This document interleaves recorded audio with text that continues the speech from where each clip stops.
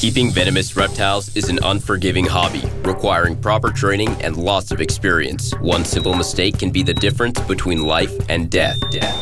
Remember, the most venomous snake in the world is the one that just bit you.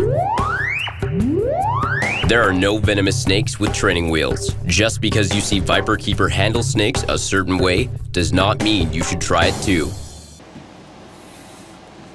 So, Mr. Aranka was hanging her head out earlier thinking there was something to eat. So let me entice her by wafting some rodent scent in there. And the jiggling of the door might get her attention. I see some movement. So we'll just let her poke her head out. Meanwhile, we'll give a nice offering to our Urutu. Now, Miss Urutu came to us in 2016 from the Kentucky Reptile Zoo, and Miss Urutu came with a brother, but some morons at Delta left her and her brother in the hot sun, cooked her brother, and you can see how her strike was not quite right.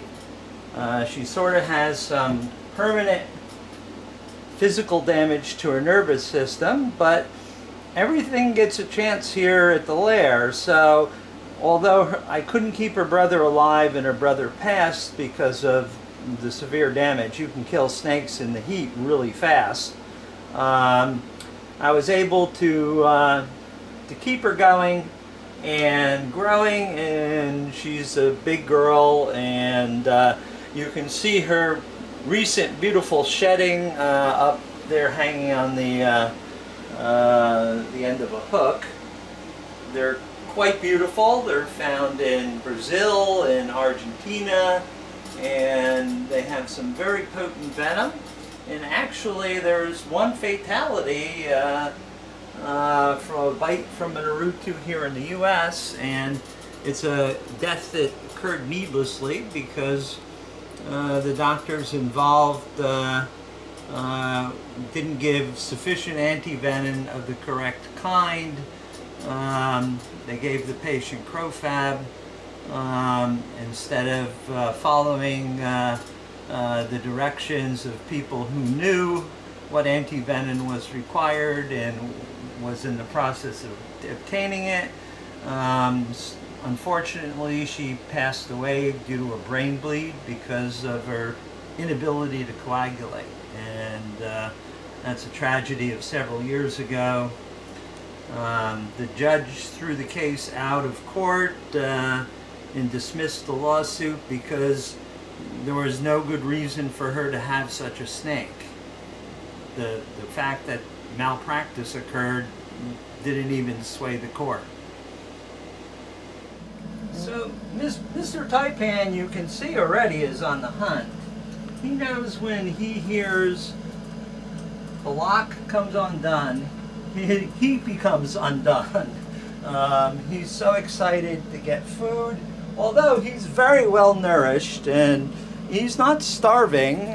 He gets a rat a week, except, you know, now I'm going away on business for 2 weeks, so he's going to have to suffer and not have anything to eat. But he's become a real problem trying to get food in and out of his cage without him coming out to visit.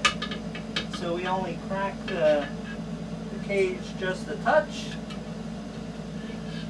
get his attention, get him to move to the back of the cage, get him to strike, slowly withdraw the forceps and close the door. Now Mr. Taipan is from Papua, Papua New Guinea, where taipans kill more people in a single year than HIV, AIDS, tuberculosis, and all the other communicable diseases combined. Dr. David Williams pioneered a special antivenom that was made at the University of Costa Rica. This antivenom is specific for this kind of taipan, which is different from the taipans in venom composition than in Australia. The Australian taipan antivenom works, you just have to give more of it.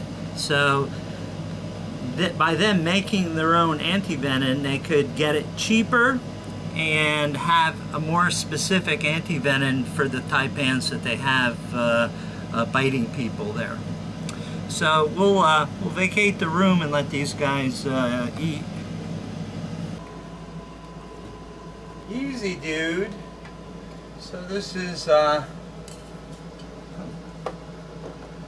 friendly Russell's Viper. I mean, friendly in the sense that he will, he's very interested when I bring him food. Come on down this way. I don't want to open that, over here, dumbass. Come on. No, you want it handed to you, right? Your privilege. Oh no, he's watching me instead of a rat. I don't have the food. Well, alright, stand back. I really I usually fill their water dish when I feed them, because this way I'm in the cage and out of the cage all in one fell swoop. I see he has a pile of poo, so we overfill the water dish to provide a little humidity in the room and some fresh water, unless, you know, the water dish is really icky. But these are Russell's Vipers from Pakistan. Their venom is used to make a laboratory test for the disease known as lupus. And their venom is quite valuable for venom labs and such. They send it off to the laboratories, which fractionate the venom, take the component that they use in their test, and send the tests off to hospital diagnostic labs where they're able to diagnose lupus. For some reason, he's the only one that can really eat rats. I don't know why. The other ones have tried and will sometimes eat rats, but some of them have trouble with rats, and I hate wasting, you know, rodents and such, because they're expensive, and even more so now. So all these other characters will get mice. So that's Mr. Russell's Viper, so we'll let him enjoy his meal. The others will have to wait until I have a bucket of rodents of the appropriate type and size for them, although she's begging, but Please, please, please. yes, they do beg. Okay, so on to the next one.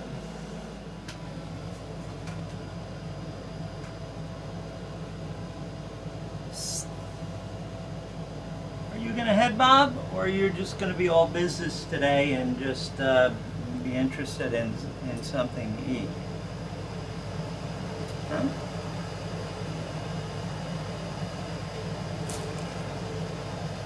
Okay, so Miss Rhino Viper, like a lot of the Bittis, once they grab hold of their prey item, they keep it off the ground. The reason why is they don't want the animal to get any traction, and they want the venom to take effect, which is quite rapid. So this particular Rhino Viper is from the country of Benin in West Africa, and our youngest daughter spent 2 years in Benin with the Peace Corps before she went off to get a more advanced degree. She was teaching math and English, since Benin is a former French colony and she was fluent in, and still is fluent in French. That's the country that the Peace Corps sent her to. So we'll let Miss Rhino Viper eat her meal, and we'll go off to the tough customer below, Mr. Taipan. Oh, I'm getting out of the way now.